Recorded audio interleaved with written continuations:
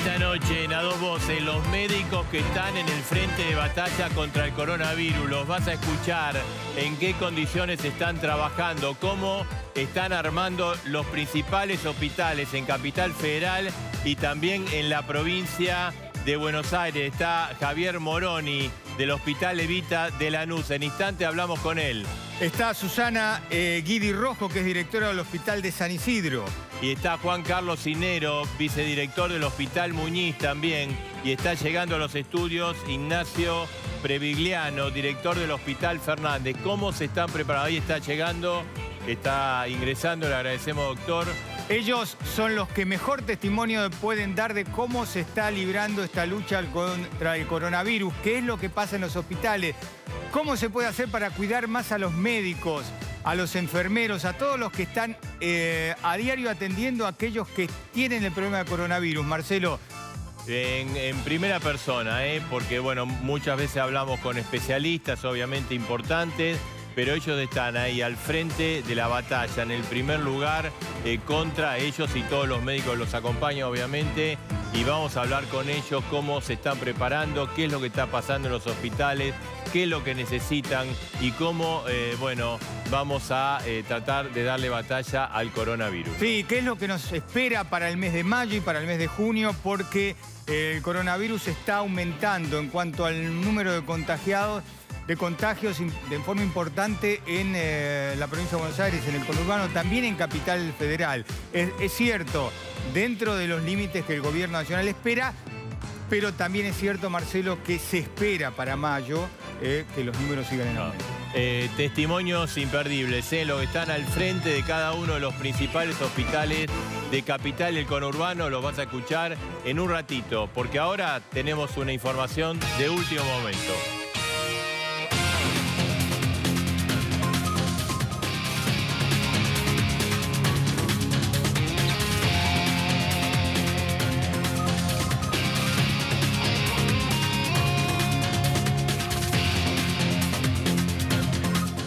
Y la información de último momento es que Alejandro Vanoli fue echado del gobierno por parte de Alberto Fernández. Se lo comunicó hace instantes el jefe de gabinete, Santiago Cafiero, después de 3 o 4 días de muchas peleas y de muchas diferencias, con un conjunto de motivos que tuvo su origen en el día nefasto de los jubilados. Sí, exactamente, cuando miles de jubilados se volcaron a las calles para tratar de cobrar, bueno, sus saberes. Ese fue el primer error grueso, fuerte de Vanoli, Marcelo, pero después se agregaban otras cuestiones que van desde lo económico hasta lo político. Claro, lo último que ha ocurrido en las últimas horas fue una diferencia importante de Vanoli con el jefe de gabinete, virtualmente con Alberto Fernández, sobre el tema de la asignación de emergencia familiar. Vanoli consideraba que había que buscar otra forma de ayuda. En el gobierno la quieren extender, la quieren replicar. Esto fue la gota que rebalsó el vaso. Y en el medio una pelea vinculada precisamente a la designación de delegados del ANSES en cada uno de los directorios de las principales empresas argentinas, sabiendo que el ANSES tiene participación accionaria en las principales 30 empresas de la Argentina. Bueno, hubo una demora, el ANSES y Vanoli lo culpaba a Cafiero, Cafiero a Vanoli, que pagó el plato roto, precisamente titular del ANSES. Sí, Marcelo, que fue echado del gobierno, pero además Vanoli ya había recibido en cara, ¿no? Cara a cara con Alberto Fernández el reto del presidente por lo que había ocurrido con los jubilados. Vanoli llega a ese cargo de la mano de Cristina Kirchner. Cristina se queda con el control del ANSES y del PAMI. Pero después, como que intentó a mitad de río, ¿viste?, cruzar, acercarse al albertismo, terminó cayendo en desgracia y no tuvo el respaldo de nadie, ni del albertismo ni del cristinismo. Desde el fin de semana, las diferencias y los cruces fueron muy fuertes, obviamente con Cafiero y Vanoli. El presidente tomó distancia, hubo incluso cruces muy fuertes desde el punto de vista de las palabras que se utilizaron, culpas mutuas unos a otros, hasta que Vanoli le dijo a Cafiero: yo hablo con tu jefe. Y eso fue una de las gotas que generó precisamente que el jefe decidiera sacarlo a Vanoli hace instantes. Es uno de los lugares claves de la administración pública. El ANSES maneja el fondo de inversión más importante de la Argentina.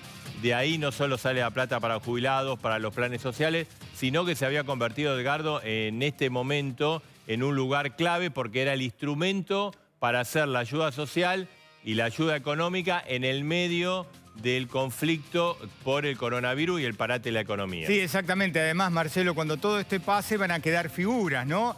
El presidente, el titular del ANSES es una figura muy importante que va a ser recordada por lo que hizo bien o lo que hizo mal. Y por eso ahora viene, no digo la lucha por la herencia, pero saber quién va a ser el titular del ANSES no es un tema menor. Si quedará para Cristina, quedará para Alberto Fernández, ¿para quién? Bien, a ver, tenemos mucha información precisamente con respecto a quién va a reemplazar a Vanoli. Es un tema, lo está decidiendo en este mismo momento. Estamos, chequeando con la producción en la Quinta Olivos, el presidente Alberto Fernández. O sea, antes de dar el anuncio oficial de reemplazo, se quiere tener la aprobación de quién va a reemplazar. Hay por lo menos 2 o 3 alternativas de grupos. Se están mencionando muchas personas. Uno es una mujer vinculada precisamente a Alberto Fernández, integrante de sus equipos, con cierto consenso, como ocurrió con el caso de Vanoli, con Cristina Fernández de Kirchner y también con Máximo Kirchner, ¿no? Esta es una de las alternativas. La otra alternativa es un intendente del conurbano, en la relación que tiene Alberto Fernández con los intendentes del conurbano. Tenemos la información de que el presidente le dijo a una figura muy importante del Frente de Todos que parece que esto estaba cocinado hace 48 horas.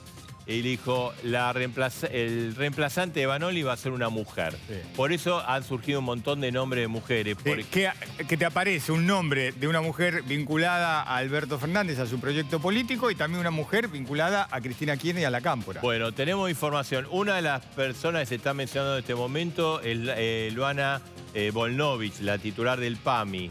Pero fuentes vinculadas al PAMI y a la Cámpora dicen que no, que ella va a continuar en el PAMI. Es que recordemos... No descartemos nada, hay que ser muy cauto. No hay que Estamos dando nada. Toda la información, lo que está ocurriendo en este momento.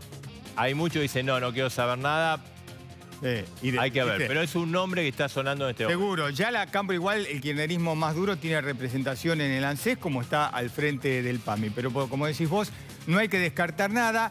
En el caso de los intendentes, había circulado un intendente con fuerza, pero después dijeron, no, los intendentes ya tienen otro tipo de relación. Claro, es un cargo muy complejo.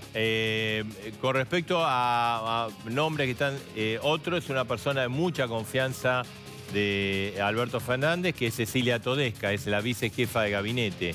Pero claro, a ver, el ANSES, desde el punto de vista instrumental, hoy tiene un poder y una influencia, y sobre todo cómo instrumentás la ayuda, muy importante.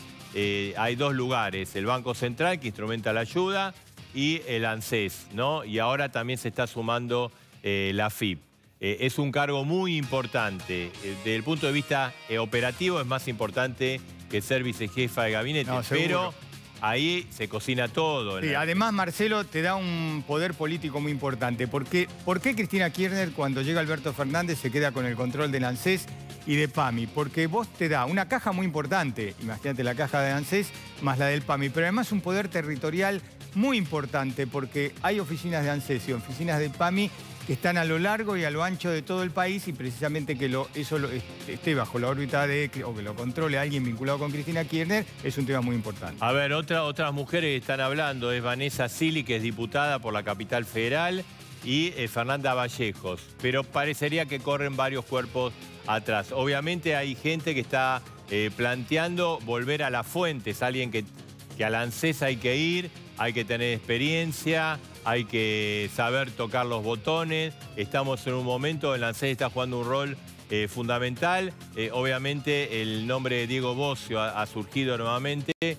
Pero ahí, yo te diría, tachale la doble, porque a Diego Bossio en su momento lo tachó Cristina y Máximo Kirchner. Ahora, es cierto que el nombre que va a proponer Alberto se lo va a consultar o le va a contar a Cristina Kirchner. Yo no tacharía nada porque, a ver, acá estamos viviendo... yo no lo tacho, lo tachó en su momento. No es diciembre, donde, bueno, había problema, pero era cierta normalidad. Acá estamos pasando una cuarentena muy seria.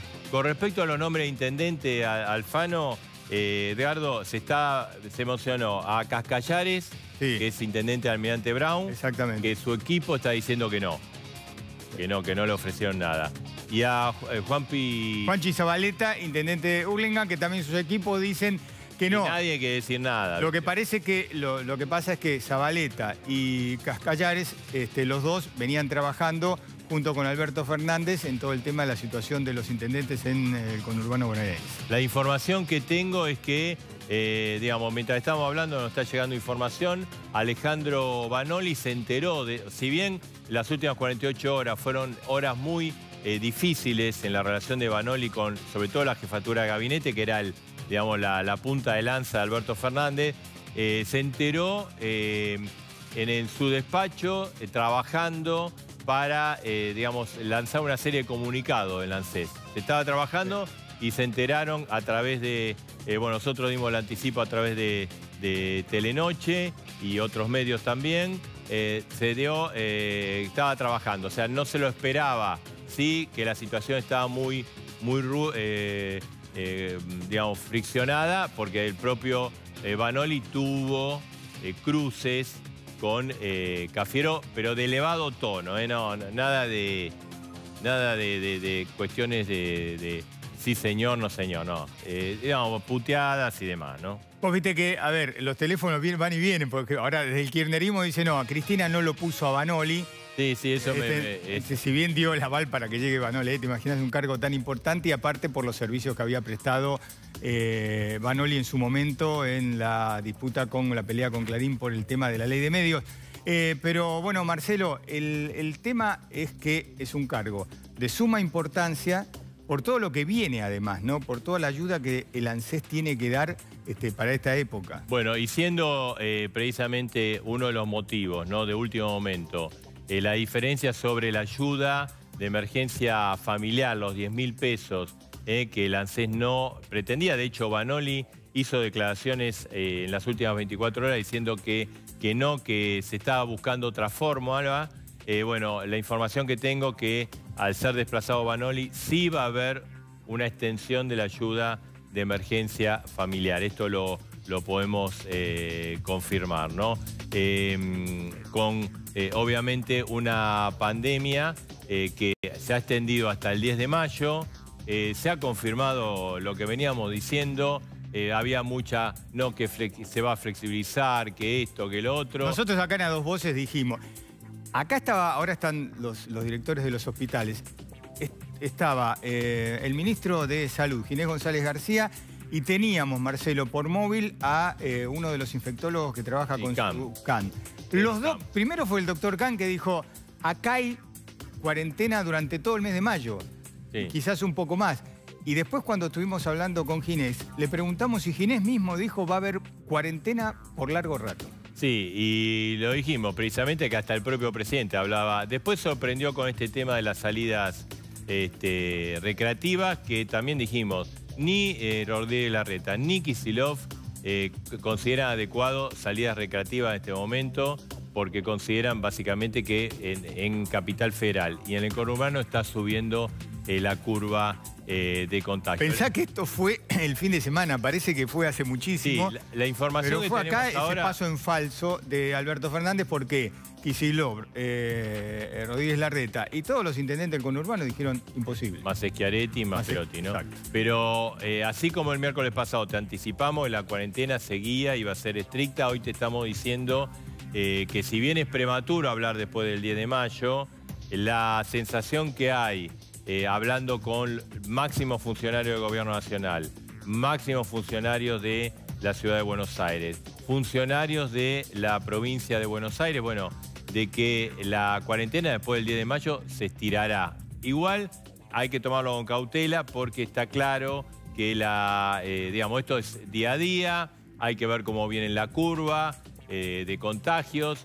Y posiblemente, digamos, si se extienda, ahora sí haya alguna flexibilidad de algo para darle un endulcorante para que la gente tampoco, digamos, diga, no, pero ¿cuándo vamos a salir? Sí, No se vamos canse. a hablarlo después con los directores de los hospitales. Acá hay un tema fundamental que es el transporte, porque vos generás más actividad, necesitas movilizar a la gente, Marcelo, pero hay una cuestión económica detrás de todo esto, porque vos podés hablar mejor que yo de la situación económica que vive el país, pero además las empresas que no tienen actividad le están reclamando al gobierno plata para pagar los sueldos. El gobierno dice no están cumpliendo con los requisitos.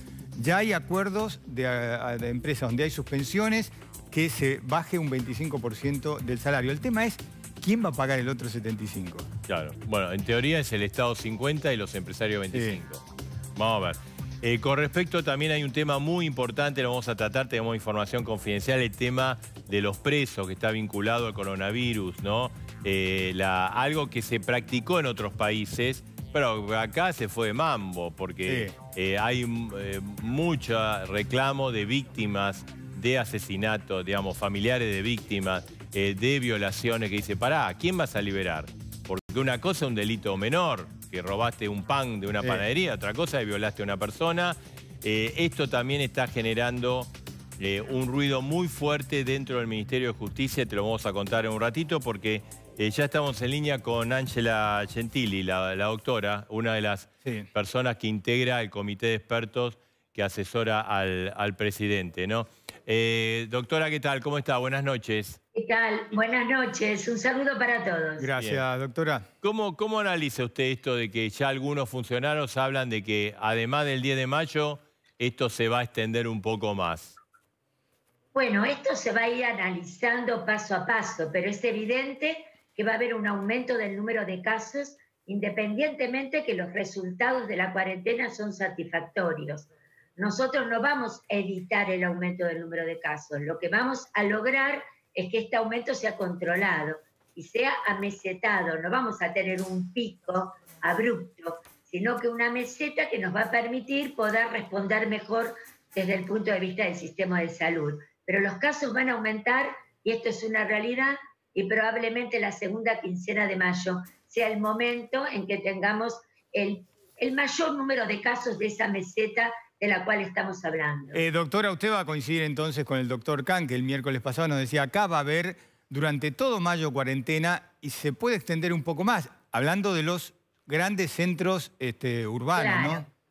Esa es una buena aclaración, porque en realidad no es lo mismo los grandes centros urbanos con mucha densidad de población, donde incluso cuando uno flexibiliza actividades, va pensando realmente qué es lo que va pasando y cómo impacta en la curva y con la aparición de casos, que ciudades más pequeñas, de menos de 500.000 habitantes, áreas suburbanas, pueblos más chicos, donde se pueden flexibilizar actividades y donde estas caminatas saludables también se pueden dar, ¿no es cierto? Claro. Pero los grandes centros urbanos son motivo de preocupación. Ustedes piensen que los casos se concentran el 70% entre capital y conurbano.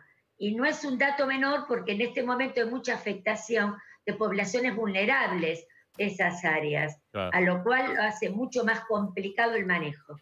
Doctora, entonces vamos a tener que convivir, o sea, quizás con, como usted dice, ¿no? En los centros urbanos con una cuarentena más dura, en los otros lugares con un poquito... Ahora, usted vio que la gente hoy, digamos, de alguna manera está flexibilizando la cuarentena, de hecho, que hay mucha gente que sale, que en la ciudad se ve más gente, en los barrios se ve más gente. ¿Cómo se maneja eso? ¿O eso hay que permitirlo? Bueno, se liberaron y se flexibilizaron actividades y eso conlleva un movimiento. Es por eso que se vio que todo lo que es la apertura de bancos, el transporte que está también necesitando ponerse un poco en marcha para toda la actividad de la población que está trabajando, recursos esenciales, todo eso ha motivado más movimiento y eso es un hecho. Y con eso es que uno está viendo qué es lo que pasa con esta curva. Lo importante es cómo se van duplicando los casos y también es importante cada cuántos días se van duplicando. Y otro punto importante también es el índice de transmisión. Uno mira mucho ese numerito que lo llamamos RO, que a partir de cada caso ese paciente a cuántos contagia. Y entonces esa situación es importante tenerla en cuenta para ver si la duplicación mantiene más o menos el ritmo o por el contrario, empezamos a cortar y los casos se empiezan a duplicar mucho más rápidamente. Claro. Por eso yo siempre digo Sí. que un ojo mirando la curva, otro ojo mirando las actividades. Claro. Doctora, y digamos, ¿cómo estamos con ese numerito RO y la duplicación de los casos? En este momento, ¿estamos bien, regular? Bueno, ¿Estamos ahí, pegamos el poste? hay datos concretos, ¿no es cierto? Por ejemplo, cuando nosotros comenzamos la cuarentena, duplicábamos los casos cada casi 3, 4 días. Y luego pasamos cada 10 días y luego cada 17 días. Sí. Es decir, esto hay que irlo observando porque los casos van aumentando y sabemos que esto puede variar. Y por el otro lado, cuando nosotros comenzamos, incluso uno veía qué pasaba en otros lugares del mundo, más o menos había un RO de 3, 4, cada persona enferma contagiaba a 3, 4 personas a su vez. Incluso hay lugares en el mundo que han llegado a más también. Nosotros estamos con un RO un poco más bajo, 2, digamos que es bueno, pero, y eso con alguna variabilidad. Pero esto, bueno, hay que irlo observando. Doctora Gentile, sí. para no irnos de los números, hoy viene en aumento el número de contagios. Hoy hubo 158 y 7 muertos. La mayoría de los casos son en Capital y conurbano bonaerense. Este número, 158, que viene en aumento, al ritmo que aumenta, ¿es lo esperado por parte de ustedes? No hay que mirar el día a día, hay que ir mirando la tendencia. Por ahí, ver hoy solo como la foto de un día no nos sirve. Y por otra parte, recuerden que bueno, pero espere, para no... de hoy son de 10, 14 días atrás, ¿no es cierto? No, por eso, yo lo que le quería decir, viendo qué pasa. Doctora Gentile, por ejemplo, si nos remontamos a 10 días para atrás o un poquito más por ahí, teníamos 80, 88, 90 casos, estamos ahora en 158. Está ascendiendo, pero está ascendiendo controladamente. Por eso vuelvo a repetir, esperemos que ascienda, sí. Los casos van a aumentar, sí. Y esto se va a dar, pero una cosa es que se dé, que hoy me acueste con 130 casos y mañana tengamos 500, a lo cual esto implica que ya estoy en una situación de poco control. En cambio, por el contrario, estamos subiendo lentamente, amesetando esa curva y por ahora está dentro de los límites esperables. Doctora, bueno, vio que el fin de semana se armó todo un ruido político entre el anuncio del presidente de las salidas recreativas y después los gobernadores y dijeron, no, mira, acá no podemos hacerlo. Dicen, me contaron, no sé, le pregunto a usted, que 2 o 3 expertos del comité de expertos, especialistas en niños, por ejemplo usted, fueron los que le recomendaron al presidente hacer eso. Que ¿usted lo considera factible hacerlo, bueno hacerlo? Porque además es cierto, ¿no? Hay que tener a los chicos 40 días en el departamento o a un adulto mayor. Mira, lo más importante en esta pandemia, y al igual que también lo manifestó UNICEF, es poner a los chicos en agenda. Hasta este momento solo hablábamos de cuántas camas tenemos de cuidados críticos, cuántos respiradores, los adultos que tienen complicaciones, todo estaba focalizado. Sí. Pero la cuarentena hay que tener también una mirada ampliada. ¿Esto qué quiere decir? Poner los chicos en agenda. Hacer entender no solo el impacto emocional de la cuarentena, sino que también los chicos se tienen que controlar, las cardiopatías congénitas continúan, las apendicitis continúan, todo el control pediátrico es fundamental, sobre todo en el primer año de vida. Claro. Esto lo marcó la Sociedad de Pediatría muy claramente, y hay que vacunar a los chicos, porque no queremos tener una pandemia con casos leves de COVID en pediatría y un brote de coquelucho de sarampión que aún no está resuelto. Claro. Entonces, todo eso había que ponerlo en agenda. Doctora Por Gentile. otro lado, tampoco es importante, y es importante no olvidar que esto no es para todo el país, porque las situaciones del país son diferentes, disímiles. Claro. Estas caminatas, esta puesta en agenda, va a tener una mirada diferente en ciudades pequeñas que en los centros urbanos. Entonces yo creo que con una mirada federal esto es importante marcarlo, ponerlo en agenda y discutirlo. Y a su vez cada intendente, gobernador, la persona que tenga que tomar la decisión, mirará exactamente este marco para tomar la mejor decisión posible. Doctora, una de las preocupaciones grandes de los intendentes y del gobierno de la Ciudad de Buenos Aires es que el coronavirus se meta en las villas, ¿no? Bueno, tenemos los casos en la Villa 31, también en el conurbano bonaerense. ¿Cómo se puede tener bajo control la entrada del coronavirus? Porque entra y entró en las villas. Bueno, siempre se marcó las villas y los geriátricos como los centros de más riesgo, por diferentes motivos. En las villas, por ejemplo, en las zonas muy vulnerables, fue muy complicado hacer la cuarentena. Se piense que hay lugares muy pequeños, reducidos, familias ampliadas, numerosas. Muchas veces que hay que ir a un baño y caminar metros, no tienen toda la comodidad que está teniendo en otros lugares donde la cuarentena es más confortable. Así que siempre se supo que la cuarentena era un poco más del barrio que de la casa como unidad geográfica. Y esto conlleva obviamente un riesgo adicional. Ahora lo que se está haciendo, nosotros en nuestro hospital estamos teniendo casos de pacientes pediátricos positivos que provienen de una de las villas de la Ciudad de Buenos Aires. Son todos chicos con cuadros muy leves y se crea una problemática que es importante marcarla porque primero, esos chiquitos vienen con su mamá positiva, cómo uno lo maneja, cuáles son las características y cómo tiene que manejar el grupo familiar. Pero bueno, es el desafío que tenemos, claro. Es el día a día que uno tiene que ir respondiendo y desde un hospital pediátrico nosotros también lo vemos esto, porque precisamente internamos pacientes pediátricos que son COVID positivos. Bien. La ventaja que son cuadros leves, muy manejables, pero la problemática social está presente y siempre la tenemos que analizar para ver la mejor forma de cómo esa familia luego, cuando el chico está de alta, ver dónde se va a trasladar, cómo manejamos el grupo familiar. Así que es una realidad presente y muy importante marcarla. Pero bueno, tenemos que trabajar con esta población vulnerable intentando lo más posible captar casos, hacer aislamiento y evitar la libre diseminación en este grupo de población. Doctora Gentili, le agradecemos muchísimo que haya estado con nosotros. No, muchas gracias a ustedes. Buenas noches. Clara como siempre.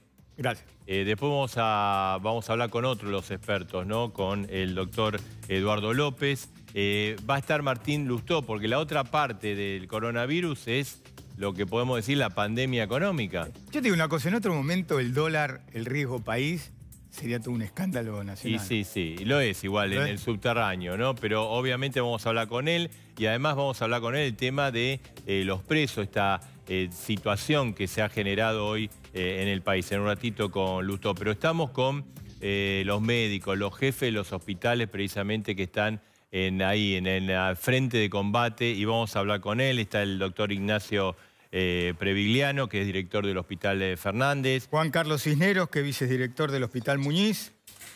Está Susana Guidi Rojo, que es directora del Hospital de San Isidro, y Javier Maroni, Hospital Evita de Lanús, ¿no? Bueno, en San Isidro fue uno de los lugares donde hubo muchos casos de entrada por toda la gente que vino del exterior, ¿no? Sí, es así. Buenas noches. Nosotros estábamos en comunicación directa con Migraciones y hubo 5.800 casos de vecinos que ingresaron al municipio, de los cuales fueron 23 positivos. De acuerdo a todos los protocolos, fuimos siguiendo todos los vecinos que habían ingresado al municipio y bueno, se fueron conteniendo y los importados que tenemos hoy eran 23 que fueron de esos de... ¿Y cómo se está preparando el hospital, los médicos? Sabemos que han puesto algunas medidas de prevención para ingresar al lugar o para salir del lugar donde está el coronavirus. Nosotros nos venimos preparando desde antes de la cuarentena, es decir, con un protocolo que hizo Secretaría de Salud Pública en los 3 hospitales, porque tenemos 3 hospitales, donde se separaron las entradas con un triage, donde se toma la temperatura. Los que tienen temperatura van por un camino, por una senda, y los que no tienen temperatura van por otro lado.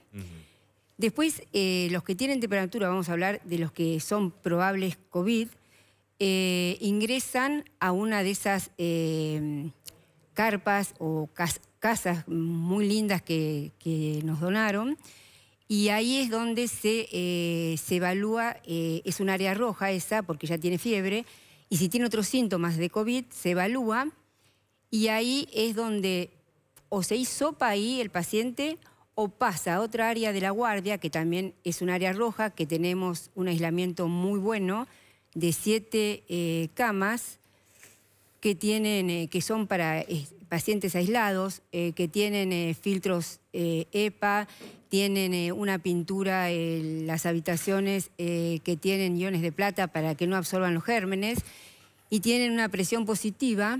Bueno, entonces los dejamos en observación, los hisopamos y esperamos a las 48 horas que vengan el resultado. Además de todo esto, nosotros tenemos 32 camas o 33 del área crítica, que también están preparadas para el COVID, y una sala de 20 camas que está en el mismo piso, que ahí también ponemos los pacientes probables de COVID. Doctor, ya seguimos. Doctor Cisneros, el Muñiz siempre estuvo asociado con la lucha contra las enfermedades infecciosas. ¿Cómo están afrontando ustedes esta pandemia? Bueno, nosotros tenemos una estructura bastante compleja. Ya de por sí, digamos, que nos toque participar en una epidemia siempre fue lo normal. Y en este caso, del comienzo de la epidemia, nos citaron, formamos parte del grupo de expertos, 7 de los médicos del hospital formamos parte del grupo de expertos de Ciudad y 3 o 4 de Nación también. Ahí estamos también con Ángela Gentile, con Eduardo López, digamos, con los referentes siempre y con muchos de los referentes que citó Guillermo Lobo acá a TN para que fuésemos, digamos, un grupo de consulta. Lo que pasa es que ustedes, además de esto, tienen enfermedades infecciosas, otras. Exacto. Entonces, el que de tan pronto, digamos, nos citasen del Ministerio, que realmente el Ministerio a mí me asombró la actividad que tuvo con esto y la apertura. Tanto Quirós como Cordero como Auger estuvieron permanentemente y están permanentemente. Yo le diría que nosotros, desde que empezó esto, no tenemos sábado y domingo. ¿Cuántos médicos hay, digamos, abocados al coronavirus en el hospital? En este momento, abocados, aparte de los médicos de guardia, que son un número muy grande, se han armado grupos que seremos más o menos unos 70 médicos. Aparte de eso están las UFO. O sea, la cantidad de médicos que en este momento del hospital que están integrados a esto son muchísimos. ¿Y cuántas camas tienen? Bueno, y esto es lo que quería comentarles, porque lo más interesante de todo esto, y cuando me refería al apoyo del Ministerio, tiene que ver con esto. Nosotros teníamos un gran edificio casi abandonado, que era el Pabellón Koch, que se manejaba con 36 camas. Un edificio histórico que fue, digamos, en la década del 30 dedicado a la tuberculosis. En ese momento un edificio de lujo que cuando uno hoy lo ve, cada vez que viene alguien nosotros tratamos de mostrárselo, pero que había sido abandonado. Estábamos trabajando con menos de 36 camas. Hoy podemos albergar, después de todos los arreglos que se hicieron, supongo que se va a inaugurar entre este fin de semana y el lunes, unas 300 camas dedicadas para el COVID. O sea, 10 veces más. 10 veces más. Incluso en terapia intensiva, en el momento que empezó esto, teníamos para poder ventilar a no más de 14 pacientes. Ahora vamos a poder ventilar 24 más 22, 46, más las 16 que había previas. Le quería preguntar a Javier Moroni, del Hospital Evita de Lanús, ¿no? Maroni, perdón, sí. Doctor.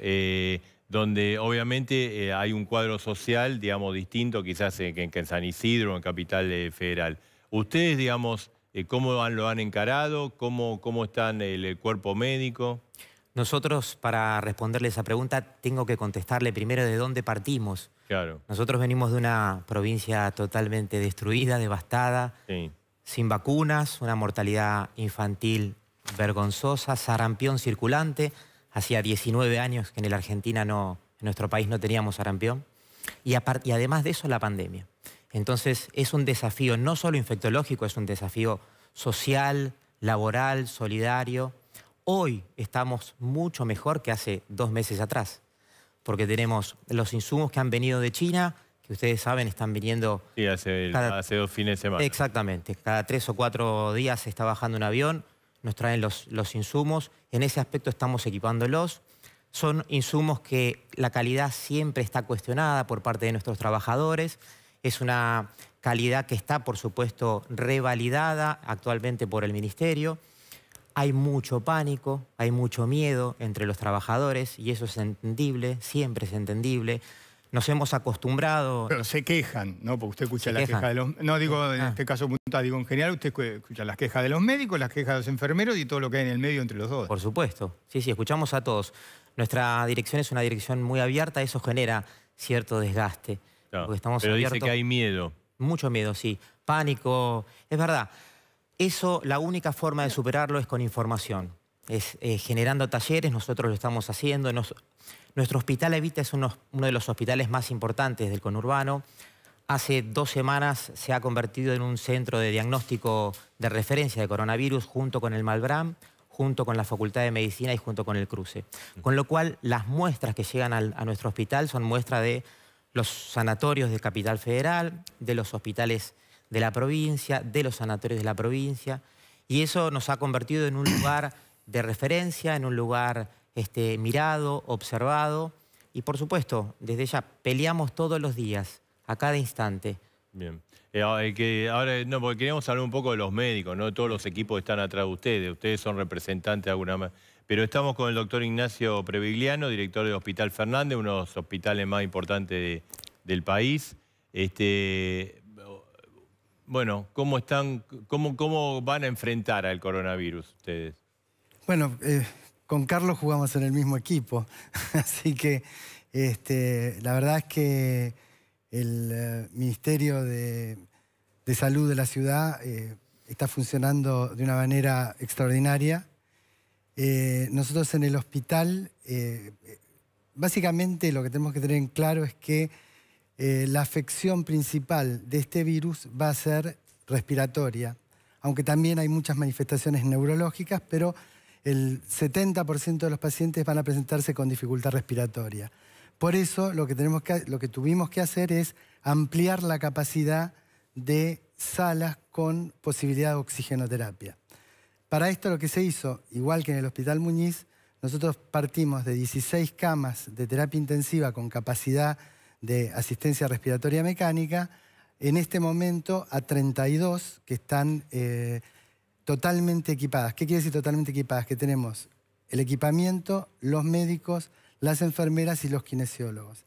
Y vamos a ir en los próximos días a 60 camas, que es lo máximo que tolera de respiradores el sistema del hospital. Es decir, así como está, ¿usted está conforme cómo va avanzando el coronavirus, cómo están equipados ustedes y los otros hospitales? Yo creo que lo más importante y lo que tiene que tener en cuenta la gente, porque lo que ustedes decían, todo el mundo dice, bueno, yo me tengo que quedar en casa, tengo la cuarentena, esto, lo otro, todo para que ganamos tiempo, todos estos casi 40 días que 41 tenemos. días, exacto. Todos estos 41 días nos permitieron hacer todo esto que les estoy contando. Aumentar el número de camas de terapia intensiva, lograr respiradores, lograr ecógrafos. Nosotros, además del Ministerio, tenemos el soporte muy fuerte de la Fundación Fernández, que nos ayuda desde hace 25 años, y también nos ha donado ecógrafos, nos ha donado equipamiento de protección personal. Es decir, que nuestro hospital está muy bien preparado para enfrentar esto. Y esto es lo que yo quiero transmitirle a la gente. El sacrificio de ustedes de quedarse en casa, el sacrificio de mis nietos que hace 40 días que no nos vemos y nos vemos por videollamadas, ese sacrificio sirvió para que podamos prepararnos. Porque lo que viene, desgraciadamente, es terrible. Lo que se nos viene ahora... ¿Qué es lo que es? Porque, digamos, hasta ahora, claro, muchos dicen, bueno, me quedé en casa, pero no está pasando nada, ¿no? Porque todo el mundo dice lo que viene y lo que viene. Bueno, yo le doy los números de lo que viene y si usted quiere lo infiere a lo que podría haber venido. Lo que esperan los expertos de la ciudad es que para mediados de mayo tengamos 300 pacientes en terapia intensiva y unos 500 pacientes en salas requiriendo oxígeno. Si nosotros no hubiéramos hecho esto, si no se hubiera achatado la curva, si en vez de este crecimiento aritmético que tiene, hubiéramos tenido un crecimiento geométrico, exponencial, Esto, en vez de ser 300, serían 3.000 y hubiéramos colapsado el sistema. ¿Cuándo ocurriría esto? Porque se acuerda que Quirós, el ministro de Salud, dijo en un momento, que después se malinterpretó, que iba a haber en un momento determinado el pico iba a ser de 2.000 contagiados en la ciudad. 2.500 contagiados es lo que se espera y por eso le estoy dando los otros números, porque son porcentajes de porcentajes. Esto es lo claro. Ese sería el pico en la ciudad. Ese sería el pico de lo que se espera en la ciudad. El tema que ustedes bien planteaban es los insumos, si los insumos son suficientes o no son suficientes. Nosotros en el día de hoy hicimos un estudio porque hubo gremios, enfermeros autoconvocados, que salieron por los medios a decir que no hay insumos. Esto no es cierto. Desde el 20 de marzo hasta ahora se repartieron 40.000 barbijos, se repartieron antiparras, todos los elementos de protección personal necesarias. Y el gasto por enfermo fue exactamente el gasto que dice la Organización Mundial de la Salud que tiene que gastar un enfermo como este. Le quería preguntar, no sé, a la doctora o a usted, ¿están garantizados los médicos de que van a tener el equipamiento adecuado para poder enfrentar este coronavirus? Bueno, o ustedes pueden garantizar en el caso de cada uno de los hospitales, ¿no? Médicos, enfermeros, todos. Estamos hablando, que dice Marcelo, la seguridad de cada uno. Municipal, o sea, el municipio de San Isidro, yo represento el Hospital Central, pero tenemos 3 hospitales. Tenemos insumos, cuidamos los insumos. Cada profesional tiene lo que corresponde, pero también hay que cuidar y tenemos, o sea, está para enfrentar lo que se viene, pero también tenemos que prever mucho más, si es que, como dice el doctor, pero en este momento estamos bien y el personal, o sea, lo más valioso que nosotros tenemos es el personal. ¿También tienen miedo, como dice? Sí, hay personas que tienen miedo, le damos charlas, tenemos un equipo de psicólogos los 3 turnos para que los apoyen. Estamos trabajando desde diferentes lugares para que se mantengan en calma y que se mantengan cómodos. Realmente el apoyo de los psicólogos fue importante y también dar cursos constantemente, que se están dando cursos de hace un mes y se repiten los cursos de vuelta de cómo se tienen que vestir, cómo se tienen que desvestir, qué cuidados tienen que tener, porque es sumamente importante que estén informados los profesionales y los paramédicos de cómo hay que vestirse y cómo hay que desvestirse, porque ahí es donde se pueden contaminar. Maroni, ¿y ustedes tienen los insumos necesarios para que desde los médicos hasta los enfermeros estén bien protegidos? Si no tuviéramos los insumos, el trabajador no se tiene que poner en riesgo. Esa es la única verdad. Así que luchamos todos los días para que eso esté. Tenemos el apoyo del Ministerio como nunca. Este Ministerio comprende cabalmente, tiene las ideas propias de Carrillo, tiene las ideas propias de Ferrara. En eso estamos realmente muy emocionados. Yo necesito decirlo esto. Sin embargo, si no existieran los equipos de protección personal, el trabajador no tiene que ponerse en riesgo frente a un paciente. Porque no venimos del mejor de los mundos, como usted dijo, en general, con el gobierno de Macri y con el gobierno de Cristina. Los médicos y los enfermeros se han quejado siempre de la situación de los hospitales públicos. Es verdad, siempre se ha quejado, pero hay una agudeza en estos últimos 4 años, ¿eh? Hay una agudeza significativa que eso le tengo que subrayar. Ya. Doctor Cisneros, claro, acá está, ahora tenemos los equipos, pero cuando empiecen los días difíciles, los días complicados, ¿ustedes tienen garantizado del gobierno que se van a ir reponiendo esos equipos? Y me imagino que tiene un uso, así como uno usa un barbijo y lo tiene que reponer o lo tiene que lavar. A mí me asombra una cosa, o sea, yo he pasado desde la epidemia del HIV a la epidemia de la gripe, nunca vi un aflujo de recursos, digamos, recurso humano y de recurso técnico como en este momento. Realmente me ha tocado estar en la función que estoy, que es una suerte. Lo que pasa es que nunca hubo una pandemia de esas Pensé características. no, la gripe A podría haber sido, nos agarró muy de sorpresa, tuvimos aportes de cosas, pero esto es increíble. Creo, por otro lado, que tuvimos una suerte, que tanto en Nación como como en provincia de Buenos Aires, como en ciudad, que yo realmente estoy asombrado, tenemos gente trabajando en salud de primer nivel y con la cabeza muy abierta, que ha llamado a los expertos, que ha discutido... La conducción política, usted dice, en la conducción de del la ministerio, nación del ministerio. O sea, ojo, de la conducción política nosotros... No, la conducción política de la lucha contra la pandemia, digo, el Ministerio de Salud, los distintos... Se han coordinado, han dejado de lado diferencias políticas y creo que lo que se está haciendo está bien y apoyando lo que él decía. Uno como experto, como infectólogo, yo aparte de esto soy infectólogo, sabía a lo que se estaba arriesgando, a una cantidad, casi, si esto hubiese pasado cuando nosotros teníamos 16 camas, el doctor parecido y hubiésemos llegado a 3.000 casos, estaremos viviendo la misma historia que se vivió en algunos países europeos mucho más adelantados que nosotros. Doctor Peregliano, ¿y usted cómo mira este racismo que se está aplicando sobre algunos médicos en algunos edificios donde viven y se les pone carteles? Mire, antes que nada quería complementar lo que dijo Carlos sobre la seguridad de que vamos a tener los insumos. El jefe de gobierno, Rodríguez Larreta, ha puesto todo el presupuesto de la ciudad al servicio del Ministerio de Salud. Es decir, desde el punto de vista económico no va a faltar el dinero para los insumos.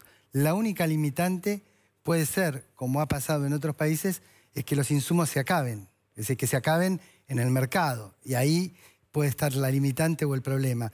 Pero las compras que se han hecho han sido proactivas. El Ministerio Pero hay compras preventivas, digamos, hay stock. Exactamente. Le quería preguntar... Claro, porque te quedó la pregunta sobre cómo se los margina algunos médicos. Yo creo que la verdad es una vergüenza y también demuestra falta de empatía y falta de solidaridad. Porque ponerle a un médico que porque trabaja en un hospital o en un sanatorio va a poner en riesgo la vida de los otros es una estupidez, porque nosotros nos cuidamos cuando llegamos a casa. Yo me saco los zapatos, los dejo 48 horas en la puerta, me cambio, me baño. Es decir, esto que hago yo lo hacemos todos, ¿no? Todos los Creo médicos. que es algo habitual. Entonces, es muy feo, y realmente la gente no se lo merece, los médicos ni los enfermeros. No, es como dice usted, de ignorante y de alguna manera racista, ¿no? ¿Usted tuvo algún caso, doctora, digamos, de médico del hospital o que lo hayan...? No, gracias a Dios no tuvimos ningún caso de discriminación. Somos un equipo, estamos muy organizados en el municipio. Hay una persona que está a cargo de toda la pandemia. El secretario de Salud Pública es el que está a cargo de la pandemia con un director de los hospitales y estamos con mesas desde la mañana hasta la tarde donde discutimos casos y discutimos técnicas y bueno, tenemos mucha comunicación entre nosotros y no he escuchado en ningún momento en San Isidro que se haya discriminado a un médico. ¿Y en Lanús? No, tampoco. Nosotros estamos muy sorprendidos por... ¿Usted dice que es un fenómeno de la Ciudad de Buenos Aires? No, pero estamos sorprendidos por el odio que hay a los médicos cubanos. Los médicos cubanos son muy buenos médicos, ¿eh? Muy buenos médicos. Y la verdad que, ¿quién puede negarle la ayuda de un médico aunque venga de otro país? ¿Quién puede hacerlo? Nosotros cuando vamos afuera... ¿Por qué cree que los médicos...? Porque fueron asociaciones de médicos que cuestionaron. Sí, ¿no? bueno... Sus colegas. Está bien, asociaciones que tienen intereses muy particulares seguramente. Todos tienen intereses particulares, los que los quieren traer y los que no quieren que vengan. Sí. ¿Quién puede negarse a que alguien ayude? Mire, nosotros cuando vamos afuera del país, hace poco he estado en Francia, ¿usted cree que alguien dijo, no, es argentino? Al contrario, estamos súper bien vistos, súper bien vistos. ¿Usted cómo lo ve, Cisneros? Yo, el tema de la discriminación a los médicos, el tema de los médicos cubanos. No, los cubanos. Los médicos cubanos. Yo creo que hay una cosa que es muy clara. Yo admiro la medicina cubana, se lo aclaro. He estado en Cuba haciendo cursos de políticas de salud, pero son muy adecuadas para ese lugar. Y en este momento yo creo que es una decisión política porque tenemos médicos que pueden... En Capital me parece que, por ejemplo, que yo conozco, no tendría ningún sentido.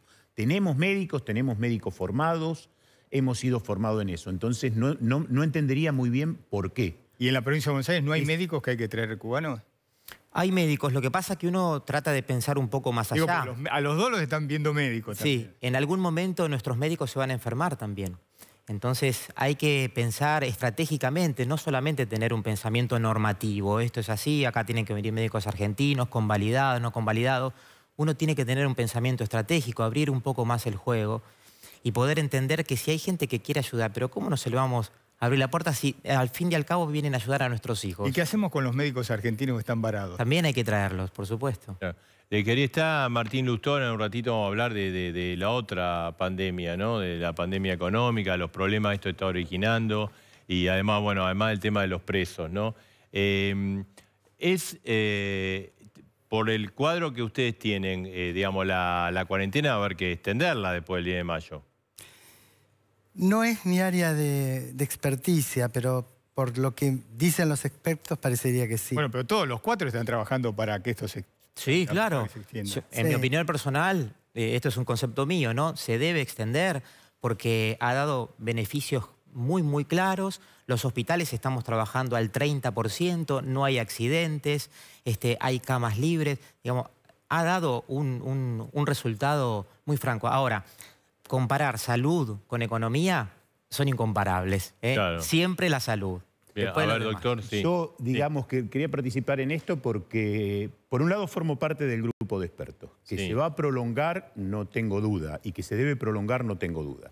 También sé que no es una situación que los que no se mueren de coronavirus se mueran de hambre. Por eso me parece muy bien tener la opinión acá de los economistas. La gran inteligencia es cómo salir generando el menor daño posible. Costo posible, claro. Y ahí es donde creo que tenemos que estar trabajando todos. Como tenemos la experiencia mía de Estados Unidos, No, Inglaterra eso es un y desastre. Brasil. Los tres, Johnson, Trump y Bolsonaro, han sido un desastre. Claro, pero eso es no hacer nada. Eso sí es a ciegas. Lo que uno haga tiene que estar pensado, discutido, observado, porque por ahí hay que dar un paso atrás. Hoy hablaba con diputados del interior, de provincias del interior. Y hay lugares donde el cerco hay que ponerlo en la provincia, porque si yo en el cerco no tengo casos en la provincia y está bien cercada, puedo ser mucho más libre adentro.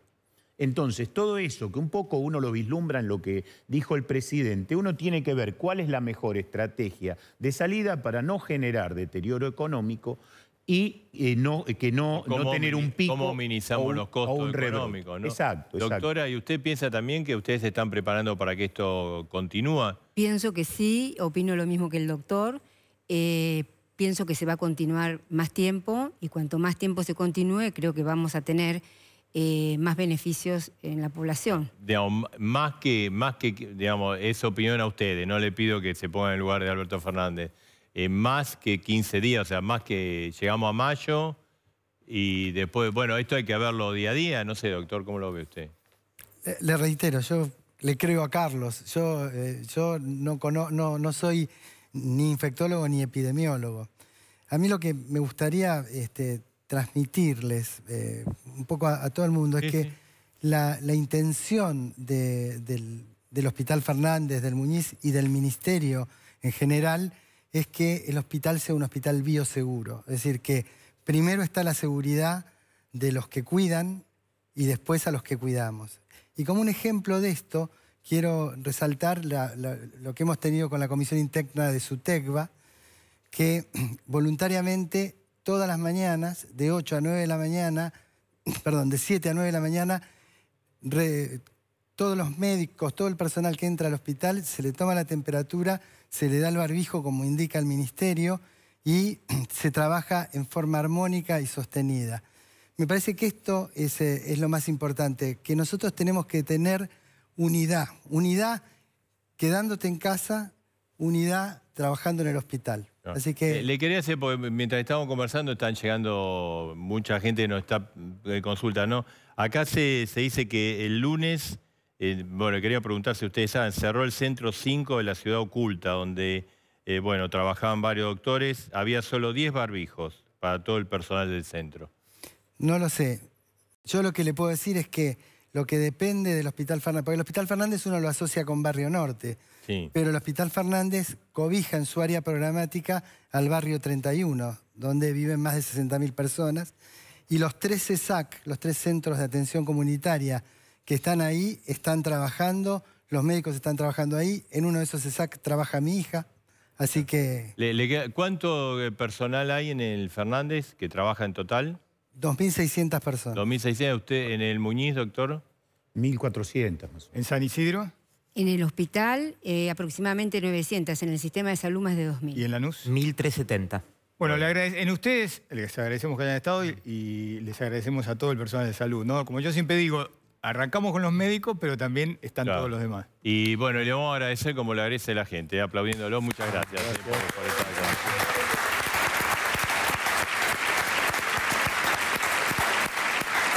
Bueno, Edgardo, pero bueno, está el otro lado. El tema, recién lo hablamos con los doctores y...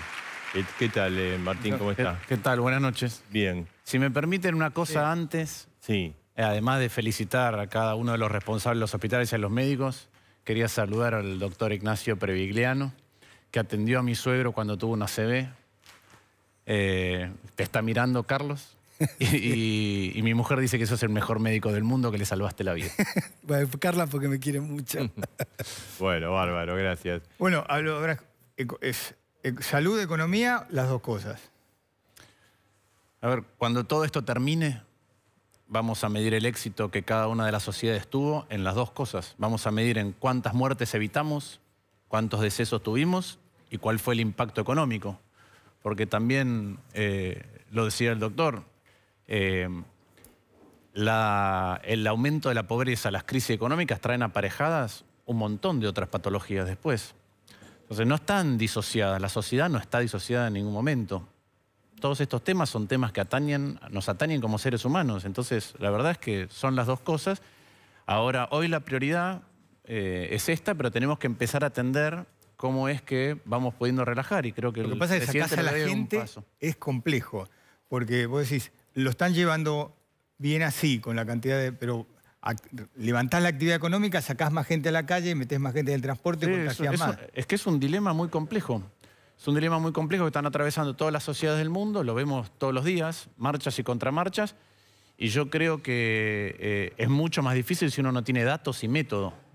Y nuestro Estado y nuestra sociedad se ha acostumbrado a eso, a tomar decisiones con pocos datos y con poca rigurosidad, y entonces eso es más complicado. Claro. Ahora, Lustó, en materia de salud, de sanidad, donde hay un acuerdo político, digamos, explícito o no explícito, pero hay un acuerdo, vemos a Rodríguez Larreta, Alberto Fernández, los gobernadores, hay un plan, hay un ministro fuerte que aplica el plan y hay un equipo de expertos. Y vemos en materia económica, no pasa ninguna de esas. ¿Habría que hacer eso? Ese es un buen punto y nosotros hace rato que estamos proponiendo que se imite de alguna manera o que se replique lo que se hace en el frente sanitario. ¿Por qué? Porque lo decían recién los doctores, esta es una crisis sanitaria y una pandemia que ocurre muy de vez en cuando. Entonces no es lo corriente y la respuesta no es la corriente. Entonces se llama a expertos para atender algo que es extraordinario de una manera muy veloz, porque cada día que pasa y uno no hizo nada o se equivoca en lo que hace, tiene costos muy importantes. Cuando uno mira la economía, pasa algo parecido. ¿Por qué? Pensemos que está ocurriendo en estos momentos en el mundo. Tuvimos simultáneamente un shock de oferta y demanda. Es decir, las fábricas o las empresas no pueden abrir y trabajar y la gente no puede salir a consumir. Y no pasó en un país, está pasando en todos los países al mismo tiempo. Está la mitad de la población del mundo encerrada. Sí. A principio de año, inclusive cuando venía el impacto de China, se decía que iba a haber 0,2 puntos del PBI de crecimiento, era lo único que se iba a perder producto de esto. Hoy el Fondo Monetario está diciendo que el mundo va a entrar en recesión con una caída de 3 puntos del producto. Eso es, si yo no recuerdo mal, 30 veces lo que ocurrió en la crisis del 2009. Entonces, esto es lo que está pasando. ¿Creemos que la respuesta es la habitual? Yo creo que no. Porque además, en la medida que uno deja correr el tiempo, así como no se recuperan vidas o salud en materia sanitaria, en el caso de la economía, lo que no se recuperan son empresas. Pierden el sustento y se acaban. Y una empresa no es solamente alguien que vende un producto o un servicio. Es haber tenido la idea, haber juntado el equipo, haber podido llevarla adelante, haber podido capacitar gente, haber desarrollado una cadena de proveedores, haber desarrollado clientes, tener una carpeta crediticia, todo eso no se recupera de la noche a la mañana. Entonces, yo creo que se requiere un abordaje acorde con los tiempos que estamos viviendo, y eso es, en mi opinión, llamar a expertos macroeconómicos para ver, porque Argentina tiene pocos instrumentos de política económica, tampoco los puede usar de cualquier manera, porque el único instrumento que tenemos para poner algo de plata en todas estas cosas que estoy diciendo es la emisión. Sí. Pero Argentina tiene un pasado complicado con la emisión y la inflación, entonces yo creo que hay que determinar cuáles son los límites relativamente seguros, muy parecido a lo que se estaba contando recién en materia sanitaria, y después llamar a gente que sepa de implementación, porque también cuando uno se equivoca en la implementación, a veces crea el efecto inverso al que se quiere generar. Ahora es difícil en la Argentina también esta situación. Quiero aclarar una cosa, y esto que estoy diciendo, a veces me olvido de esto, no es llamar a los economistas de la oposición, no tiene nada que ver con eso, porque acá no se llamaron los epidemiólogos de la oposición. Es convocar un consejo de expertos que le ponga a lo que puede hacer y lo que debe hacer Argentina en materia económica un marco y después implementarlo de la mejor manera. No, te decía, sería inédito para la historia argentina, bueno, yo miro de la vuelta de la democracia acá, armar un comité de asesores económicos cuando siempre hemos tenido gobiernos que no han abierto la economía a un debate como el que propones. Bueno, es que es una pandemia inédita, en el mundo, y la respuesta del mundo es distinta a la de otras pandemias que han ocurrido, a la gripe española. Es distinto. Esto de que medio planeta está en cuarentena y que tiene impactos económicos de todo tipo y que tienen, otra vez, el riesgo de tener un efecto duradero. Yo creo que lo que hay que minimizar son los efectos permanentes que esto puede tener. Porque después es muy difícil recuperar, lleva mucho tiempo.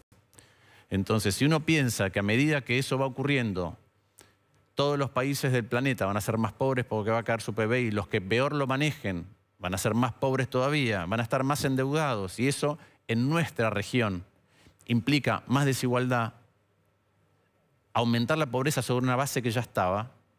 Entonces, bueno, tiene aparejadas un montón de otras cuestiones. Pensemos que hay ventajas desde el punto de vista sanitario. La principal ventaja desde el punto de vista sanitario es que esto empezó en las antípodas. Arrancó en el otro lado del planeta. Si nos hubiera agarrado sin saber qué es lo que estaba pasando y de qué se trataba, tendríamos el escenario que acaban de describir los médicos. Si no hubiera pasado en España y Italia, ¿no? Que nos golpeó muy fuerte. Ahora, por otro lado, nosotros tenemos una región que tiene mucha desigualdad, que tiene un sector vulnerable muy grande, que tiene en distintos países se llama de favelas o villas miserias o barriadas, depende de donde en qué país latinoamericano uno lo esté mirando, que son países que no tienen espalda ni capacidad de endeudarse para tener más margen fiscal. En el caso de Argentina, menos todavía. Entonces, la ventaja que nos da el tiempo es una desventaja desde el punto de vista de los instrumentos económicos con lo que podemos paliar lo que está pasando. Y por eso que la calibración fina es tan importante y que es la etapa en la que se pretende entrar ahora. Martín, ¿y quiénes? Obviamente esto sería criterio del presidente, pero ¿se te ocurre que podrían ser economistas o personas convocadas a una suerte de comité de experto económico? Yo apuntaría primero a algunos que tienen más edad porque han vivido lo que Argentina probablemente viva en materia inflacionaria, etcétera. A mí puedo decir que economistas me gustan, pero bueno, sí, Fanelli, Navajas, me parece que Heyman, que está colaborando, me parece que tenés muy buenos macroeconomistas en la Argentina. Y después gente que entienda de los canales a través de los cuales vos te tenés que instrumentar la política económica. Con experiencia en el Estado, digamos. Con experiencia en el Estado. Es decir, yo creo que no podés, no sé, el otro día lo hablaba y Redrado estuvo 5 años en el Banco Central. Bueno, sabe de algunas cosas de implementación, conoce bien a los bancos. Entonces me parece que para entender cómo podés usar el mecanismo bancario para algunas cosas, necesitas a alguien así. Gente que entienda cómo funcionan CES, gente que entienda cómo funcionan los sectores informales, que trabajen. Porque acá tenés el grupo vulnerable, el grupo informal. Otros países no tienen la cantidad de informales que tenemos nosotros. Vos podés diseñar mecanismos de ayuda para el que está registrado, y Argentina desarrolló un sistema de seguridad muy grande para los vulnerables. Pero en el medio hay algo que tenemos que entender cómo se aborda. Y hay otros economistas, no quiero ofender a nadie porque a mí se me ocurre Remes, que pasó una crisis Se me ocurren, otra vez, cada uno tendrá, pero seguro que así como se convocó un grupo de epidemiólogos, se puede convocar un grupo que cuenten, te diría, con el aval del resto de los profesionales de la economía. Todos sabemos cuáles son los nombres importantes y la verdad es que me parece que lo que no hay que hacer es generar celos de quién está y quién no está. Martín, que estén los buenos. Antes de que se metan en otras cuestiones más complejas de la economía, que el Estado salga a pagar sueldos de las empresas privadas, ¿es un paso para evitar que muchas empresas cierren? Sí, sí. Definitivamente se está haciendo en otros países, sí. A ver, no es solamente que las empresas cierran. Ahora voy a elaborar otra cosa, pero vos necesitas que las empresas sobrevivan y que los trabajadores que están hoy en esas empresas y que no están cobrando, no están pudiendo cobrar porque la empresa no está vendiendo y no están pudiendo trabajar, puedan tener algún tipo de ingreso para vivir. O sea, que les paguen los sueldos y que no los echen. Ahora, esto requiere, producto de que Argentina ya tuvo otra...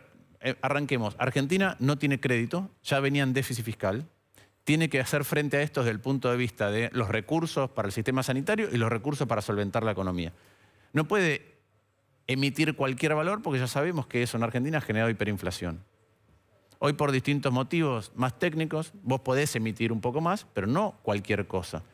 ¿Eso qué quiere decir? Que después tenés que pensar mecanismos de redistribución. Por eso digo que esto es un mundo distinto. ¿Qué quiere decir redistribución? Bueno, mira, vos hay parte del capital que también está en cuarentena. Vos tenés una empresa, enterraste capital, tenés las máquinas, no la podés abrir. Ese capital está enterrado y no lo podés abrir. Hay parte del trabajo que no puede ir a trabajar. Ahora hay parte del capital, por ejemplo el capital financiero, que sigue funcionando.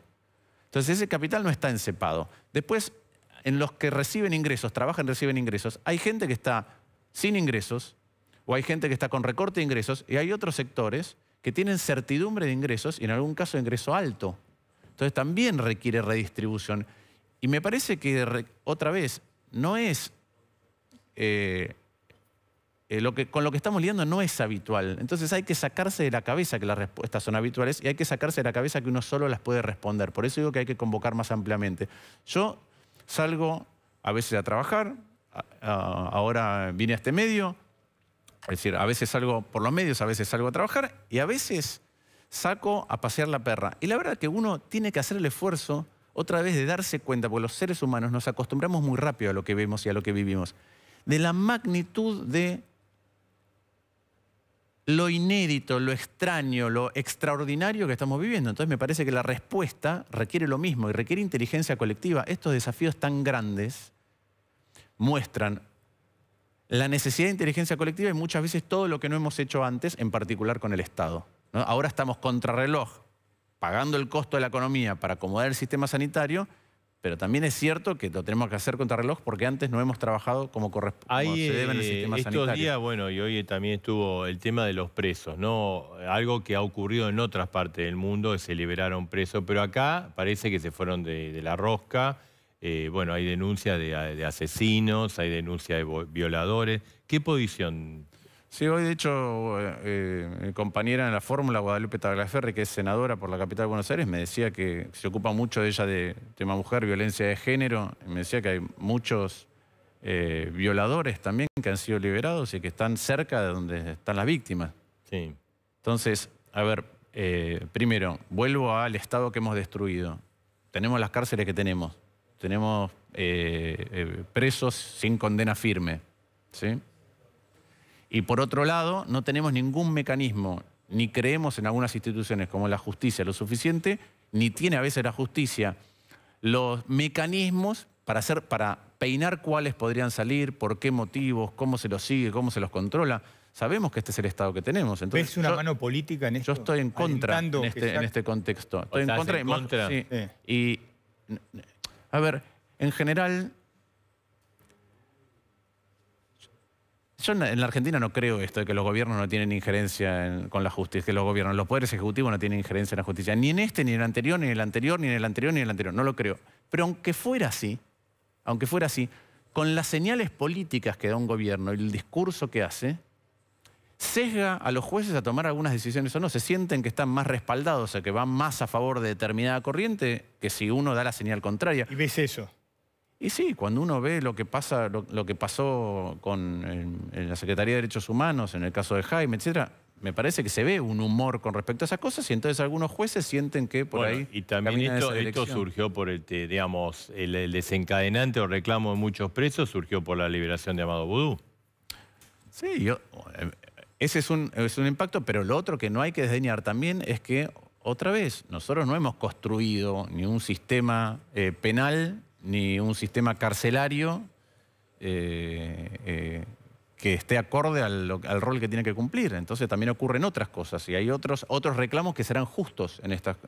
Pero me parece que es muy difícil generar la capacidad en tan poco tiempo como nos ha generado de tomar las decisiones correctas, sobre todo cuando, otra vez, una cosa es trabajar todos juntos en el medio de la pandemia y otra cosa es que algunos quieran, de los dos lados, ¿sí?, utilizar la pandemia para llevar adelante sus prejuicios ideológicos o la agenda que tenían desde antes. Bueno, Juntos por el Cambio inició toda esta marcha, no sé cómo se llamaba, esto por los Twitter, que venían todos rumbo a Capital. Y... le pusieron un nombre que era la Travesía por la Democracia. Sí, yo estuve en contra de eso, sigo estando en contra. Ya. Porque era medio como un show, ¿no?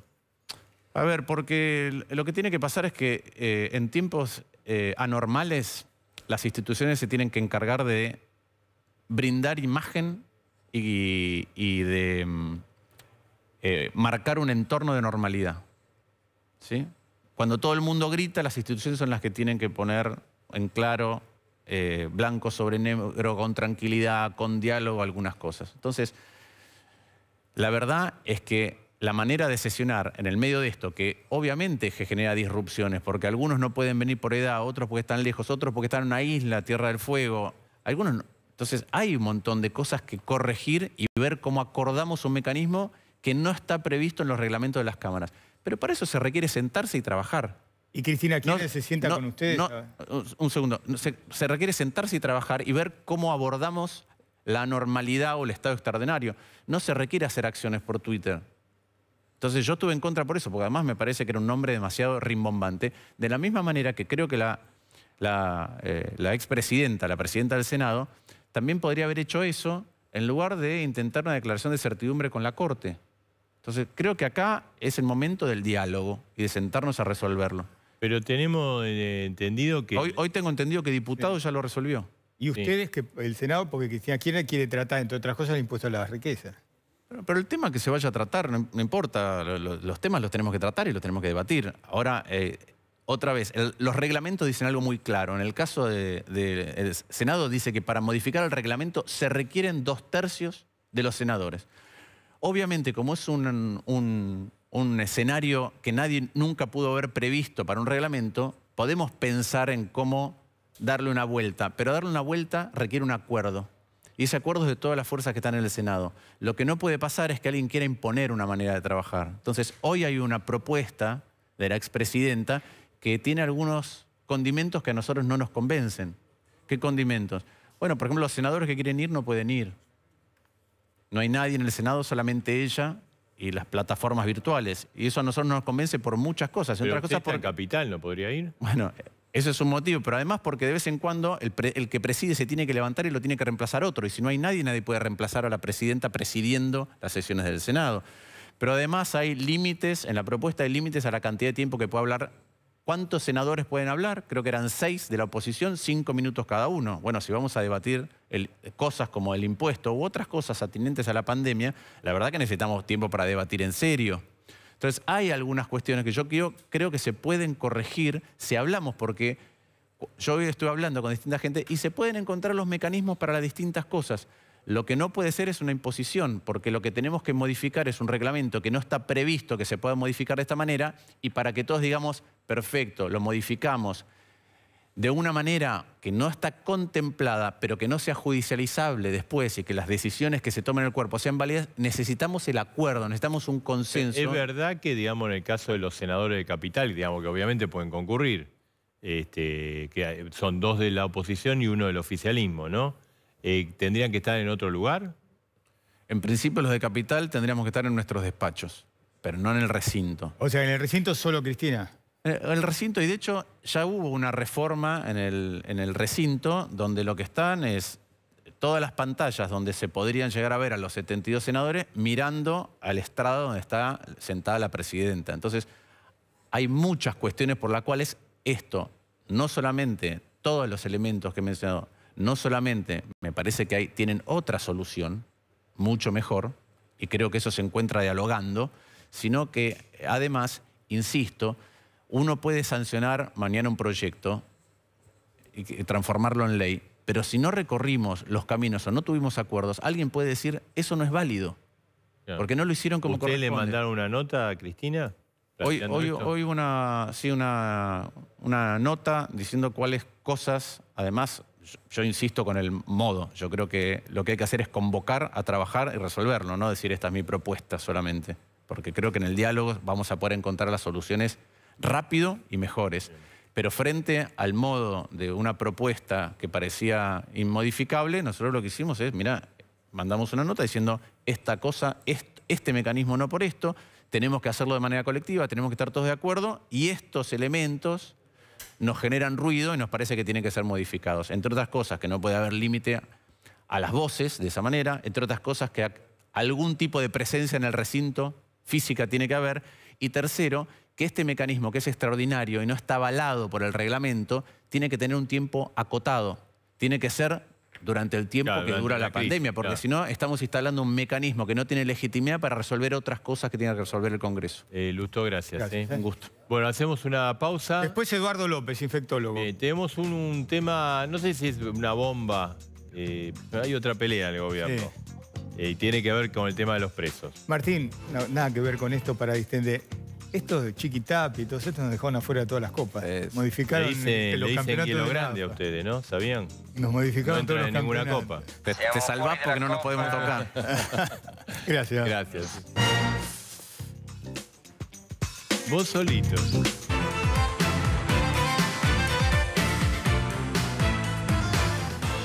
Bueno, Marcelo, a ver, hoy un programa muy especial porque tuvimos a directores, a representantes de 4 hospitales, 2 de la ciudad de Buenos Aires. Grandes hospitales, ¿no? Capital y Gran Buenos Aires. Que luchan con el coronavirus, y vamos a hablar con Eduardo López, infectólogo. Es una de las personas más importantes que está trabajando por el tema del coronavirus.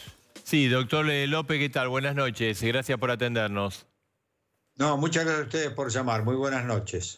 Bueno, estamos con los directores del hospital, Fernández, del hospital Muñiz, del San Isidro, el Evita de Lanús, y todos coincidían de que ellos piensan de que después del 10 de mayo va a haber más cuarentena, no menos. No, yo creo que no va a haber más cuarentena de una manera diferente.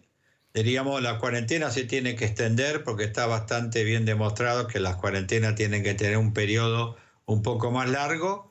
Lo que pasa es que ya en esta etapa, si ustedes analizan francamente, se le ha dado una segmentación geográfica a la cuarentena, en la cual hay provincias que pueden aumentar su actividad con la actividad recreativa, y además hay algunos municipios que nunca han tenido casos, o hace más de 2 o 3 semanas, en el cual pueden flexibilizar perfectamente la cuarentena para poder trabajar en 2 acciones. Hay 2 conceptos en la cuarentena que creo que no se entienden bien. Uno es el concepto de la cuarentena social y otro es la cuarentena comercial. Por ejemplo, uno puede empezar por una cuarentena y flexión de la cuarentena comercial al mismo tiempo que la social, o uno puede avanzar sobre la social y menos la comercial, o viceversa. Esto, la clave de esto es que uno tiene que trabajar, diríamos, una cuarentena que se va a prolongar en puntos críticos que son absolutos, como son la escolaridad, como es los grandes acontecimientos de densidad poblacional como deportivos y a su vez los aeropuertos, que son 3 elementos fundamentales que uno trata de preservar en esta etapa de la cuarentena. Avanzamos en una segmentación geográfica, ya sea de municipios y de provincias. Hay 2 lugares que son muy sensitivos, Marcelo, que son conurbano bonaerense y Capital Federal. Lo que pasa es que entre los dos, doctor López tiene como 12, 15 millones de habitantes, ¿no? Exactamente, exactamente. Por eso es donde uno hace más restrictiva la cuarentena y trata de tener la mayor cantidad posible del quédate en casa, porque es una manera que el virus no circule. Este es un punto. En cambio, por ejemplo, Córdoba y Santa Fe tienen curvas muy aplanadas, con lo cual uno que tiene que trabajar fuertemente para que la gente entienda que esto que es lo que necesita una cuarentena. Cuando yo escucho a veces cuarentena relajada o cuarentena light, esto no es cuarentena. Uno tiene que trabajar firmemente para que se vayan cumpliendo, pero a su vez hay que ir analizando programas, y yo creo que ahí discrepo con Lustó, tiene que ir programas que combinen la reunión de expertos con la reunión de los expertos de economía para encontrar un punto medio. Porque yo creo que la economía y la salud se puede ir armando proyectos y programas que uno puede presentar al Poder Ejecutivo para ayudar a cómo vamos avanzando en las distintas etapas. Esta es una etapa muy buena, pues una etapa que ya hay segmentación geográfica y hoy por hoy el virus se está reproduciendo en la mayoría de las jurisdicciones alrededor de 17 a 20 días, con lo cual esto es bueno. En general, en la capital, en la ciudad de Buenos Aires y en el conurbano está alrededor de 10 a 15 días. Para comparar, España, Italia y Francia se doblaban el número de casos cada 3 a 4 días, que no es lo que ocurre en Argentina.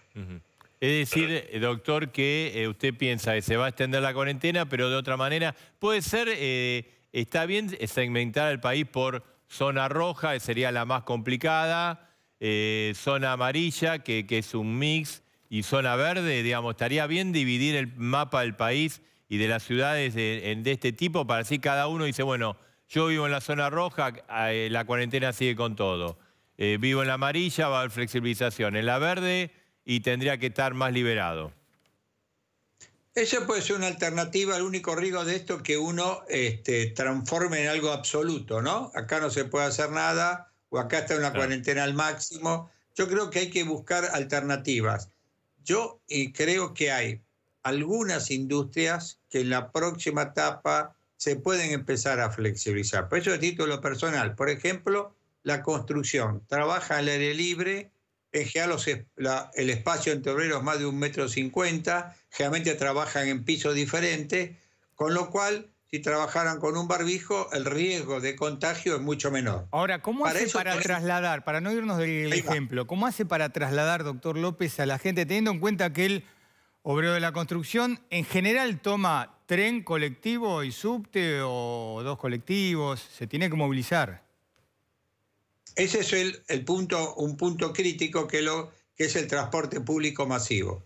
Ahí tenemos varias variables. Una primera variable es que los obreros pueden trabajar en distintos horarios de entrada, por ejemplo, de tal manera que no sean todos al mismo tiempo. Esto no solo vale para la construcción, sino para otras industrias. En segundo lugar, diríamos, la posibilidad de flexibilizar no solo los horarios de entrada a trabajar, sino también flexibilizar cómo se maneja el subte o cómo se maneja el tren y demás, permitiendo mayor cantidad de convoyes o permitiendo que el ingreso de la gente no sea 200 o 300 individuos en un vagón. Claro. Entonces, yo creo que en esto hay que tener algún ejercicio de imaginación. Yo voy a serlo honesto. Creo que en general, con buen criterio, el Poder Ejecutivo está privilegiando la vida, aún sabiendo que la economía puede estar sufriendo, que no hay ninguna duda. Pero al mismo tiempo yo creo que tenemos que trabajar un plan en conjunto, para tratar de llevar al Poder Ejecutivo algo que se flexibilice. Fíjese usted que Argentina, a pesar de todo, el número de casos aumenta, pero aumenta de una manera que es muy parecida a lo que hace 15 días. El día, por ejemplo, 18 del 4, tuvimos en total 102 enfermos y hoy tenemos 150. Fíjese que el aumento no es tan terrible en 18 días. Claro. Entonces, sí, me parece, no es... Es una buena idea, doctor. Es una buena idea lo que usted propone, expertos en salud, expertos en economía, y proponerle un plan al presidente. Exacto, por lo menos que sea un punto de partida, no un punto de llegada, pero por lo menos tengamos algo, porque si no, una de las sensaciones que van las cámaras y dice, bueno, queremos menos impuestos, queremos diferirlo, menos salario. ¿Y qué le llevamos para hacer algo para que armonicemos la salud con la economía y la productividad? No, es una buena idea. Bueno, doctor, le agradecemos el contacto a dos voces. No, muchas gracias a usted realmente por llamar. Gracias. Marcelo, bueno, tenemos una pausa, pero después tenés para el cierre. Sí, hay una bomba, mini bomba, tiene que ver con el tema de los presos, y una pelea fuerte. ¿Puede pasar lo mismo en el ANSES? Vamos a ver, en un ratito.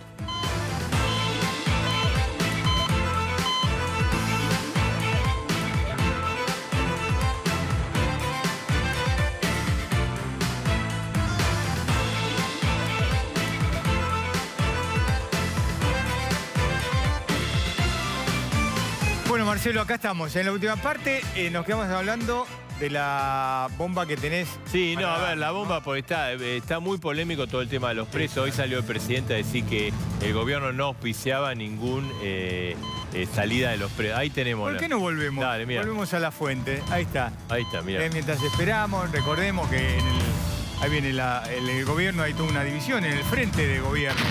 Claro. Ahí está. Y hay todo un sector, digamos, entre comillas, progresista, que querer liberar a un violador, a un asesino, no es nada de progresista. Esto es una locura. Bueno, a ver, en el Ministerio de Justicia, ¿viste cómo el gobierno organizó? Bueno, el ministro es de Alberto, el viceministro de Cristina. Bueno, ha hecho eclosión esa situación. Bueno, mirá lo que había pasado en Desarrollo Social, donde a Arroyo le pusieron gente... Bueno, pero acá el tema de los presos, porque la ministra Marcela Lozardo tiene una actitud en línea con una actitud cauta. Es decir, acá no podemos... Alberto Fernández, ¿no? Claro, no podemos abrir la cárcel y que salgan violadores, asesinos, gente que no le avisás a las familiares de las víctimas. Gente que no tiene una casa donde te dicen prisión domiciliaria y resulta que estás en la calle. No bueno, o hay casas que, digamos, un violador está cerca de la chica y vive al lado de... Bueno, tiene una actitud cauta, moderada, conservadora, a decir, bueno, hay que liberar las cárceles porque esto es un protocolo que está pasando en otra parte del mundo, pero aquellos que están... Primero, que sean de riesgo. Y segundo, que sean delitos leves. O que estén por cumplir el delito. Entonces vos lo adelantás, le buscás la... Pero no, eso es la posición de la ministra de Justicia. Sin embargo, el viceministro Mena... Bueno, Mena es Cristina, ¿no? Bueno, tiene una actitud, dale para tipo, viste, digamos, de mucho, de apertura, de apoyar toda esta liberación a mansalva. Y esto ha originado un cortocircuito, se ha hablado de cambios, de ruidos, por supuesto se ha puesto paños fríos, pues es un área muy sensitiva. Ahí Cristina quiere manejar porque ella, olvídate de esto, quiere la exculpen de todas las causas. Y para eso el Ministerio de Justicia, para eso lo puso Mena ahí, para que opere todo eso. Pero hay una situación muy tensa y alguno dijo, bueno, mira, si esto no se hace como yo quiero, me voy. Vamos a ver. Bueno, por ahora el presidente tiene otro lío, ¿no? Sí, más importante que atender. Bueno, Marcelo, nos despedimos. Dale, nos vamos. Estamos acá, en vivo, con toda la cobertura de coronavirus, el impacto económico. El miércoles próximo nos reencontramos, Edgardo. Sí, señor. Dale.